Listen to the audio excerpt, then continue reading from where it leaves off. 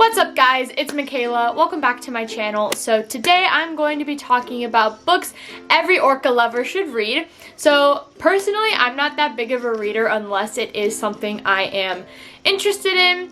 So I decided why not get some books together about orcas and I can read them and tell you guys about them. So for this video I have 4 different books. If you want to know some just general marine biology books you can read, I will go ahead and put a card to that video. I don't know which side it's going to be on. Whatever side the card is on, I uploaded it a couple months ago and you guys really seem to like it. So if you haven't seen that, go ahead and check it out.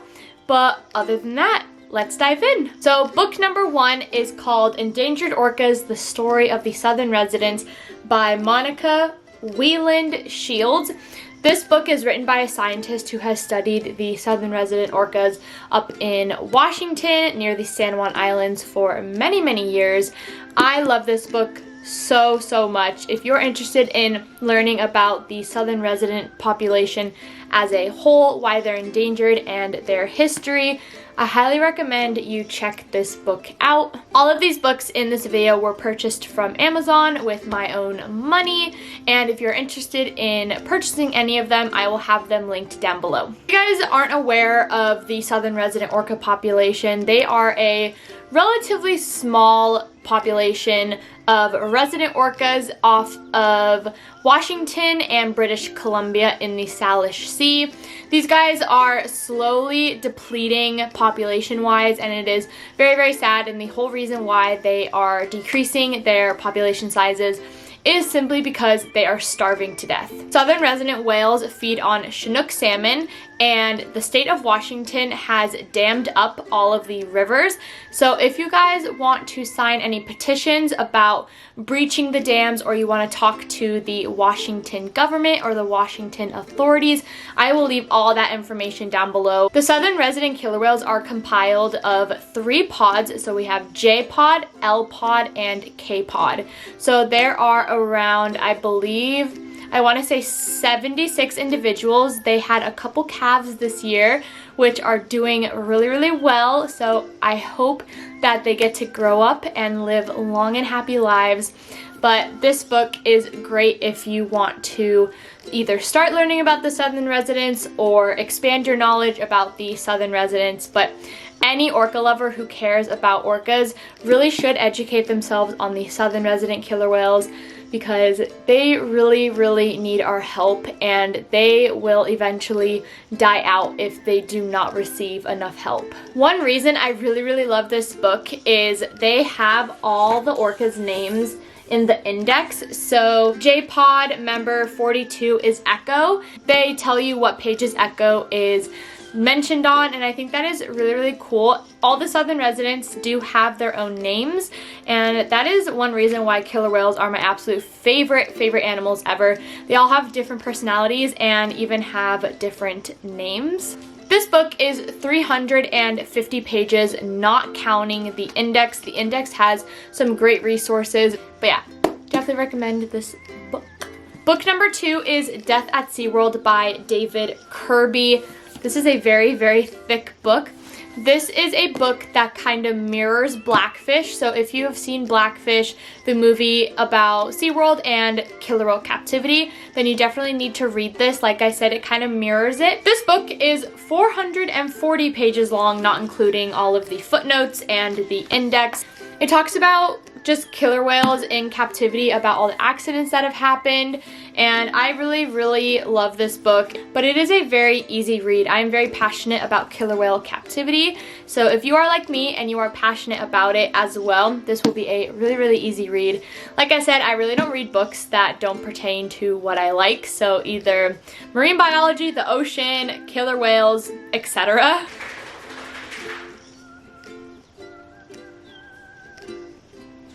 You good?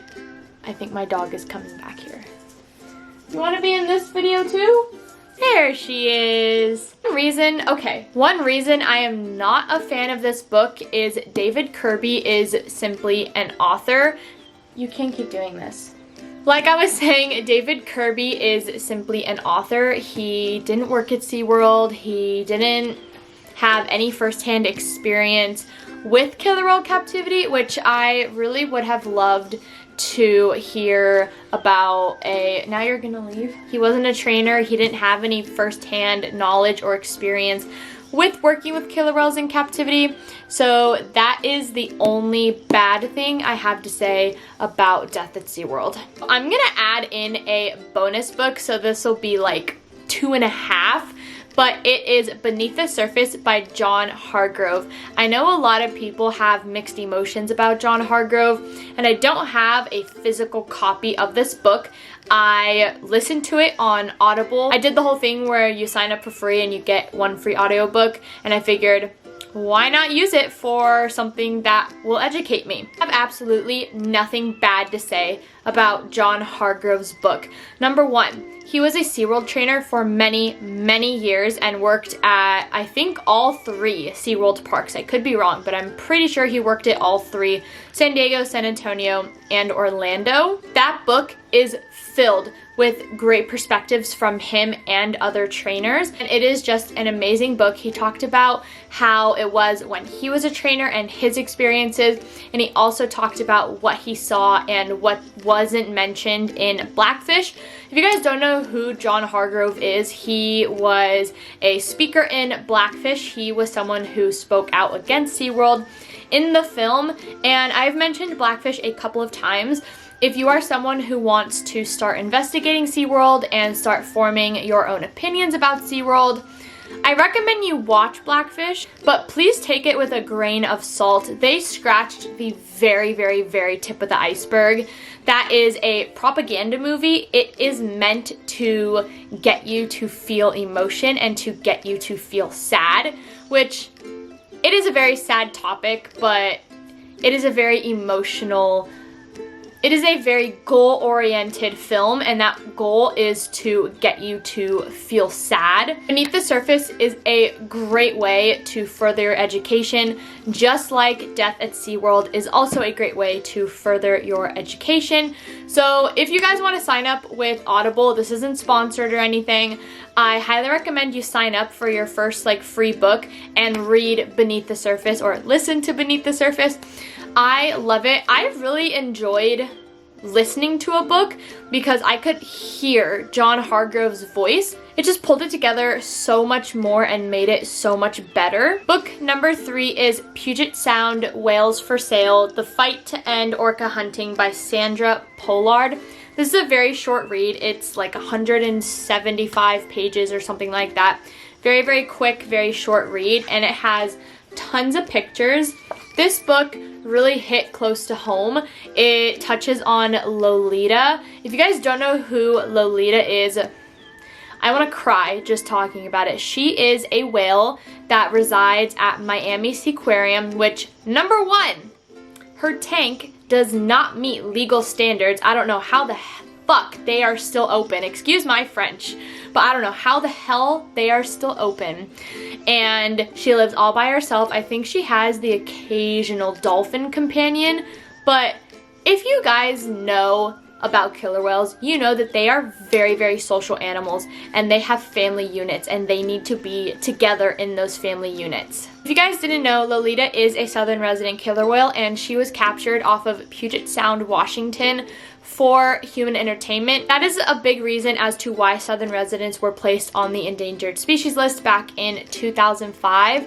Just simply because humans wanted them in captivity. There's a website, I'll link it down below. This description box is gonna be so long, but you can go search every killer whale in captivity and they will tell you their origins. Like, some of the San Diego whales are from Iceland. Some of the Orlando whales are from Iceland. Like, there's a bunch of different resources that where you can tell where a captured killer whale came from. And if you look up Lolita, she's 100% southern resident. A lot of whales that have been born into captivity have 25% southern resident or 50% southern resident. This book highlights the peak of orca hunting and orca capturing.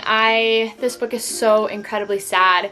Just number one, it's sad because southern residents are endangered, and number two, just to see these pictures of orcas being in the wild and then being captured is just so incredibly sad.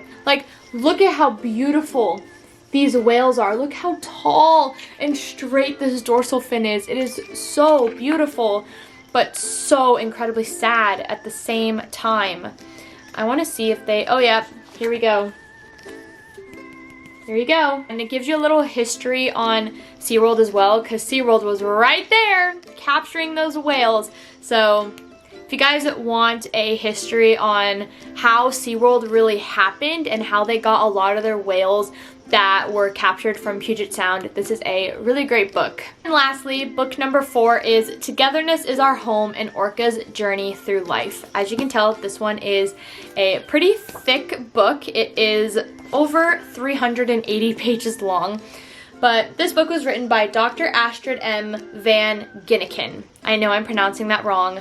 I apologize. This book is a little more lighthearted. It is a little bit of a storytelling book, where the first 3.5 books are very factual and very research driven. This is a little more of a story fiction book. In this book, Dr. Van Ginneken follows an orca named, how do you pronounce it? Chuchka, through her capture and her life at the marine park. And it's just a really entertaining, light-hearted read from what I have read. It is a very easy read. Not very heartbreaking, so that does make it much easier to read. I'm sorry I don't have more information on this book for you guys. I don't usually read books like this. I usually read books like the first couple books I showed you, more research oriented and nonfiction. But I figured I would give this one a try. I really need to finish it. I lost my place, so I need to figure out where I am. But if you guys want a more fictional book about killer whales, this one is the one to go with. Alright guys, those are the, I guess, 4.5 books that every killer whale lover should read. Thank you guys for watching. I hope you enjoyed. If you have read any other books about killer whales that I have not mentioned, please leave them down below. I am always looking for new books to read. And I will see you guys in my next video. Bye!